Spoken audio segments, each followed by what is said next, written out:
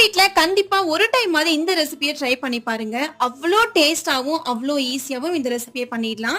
ஒரு சின்ன மிக்ஸி ஜார்ல 1 கப் அளவுக்கு தேங்காய், கொஞ்சமா கசகசா, ஒரு 1/2 டீஸ்பூன் அளவுக்கு சோம்பு போட்டு நல்லா மிக்ஸியில போட்டு அரைச்சு வச்சுக்கோங்க.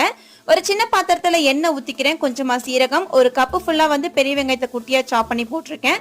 இஞ்சி பூண்டு வந்து நல்லா தட்டி இதுல சேர்த்துட்டு ஒரு 2 சின்ன தக்காளியை நல்லா குட்டி குட்டியா கட் பண்ணி ஆட் பண்ணிருக்கேன். இதுக்கு மஞ்சத்தூள், காரத்துக்கு 2 டீஸ்பூன் அளவுக்கு மிளகாத்தூள் போட்டு நல்லா வதக்கிக்கோங்க. இதுல தக்காளி நல்லாவே வந்து பாத்தீங்கன்னா குழைவா வேகணும்.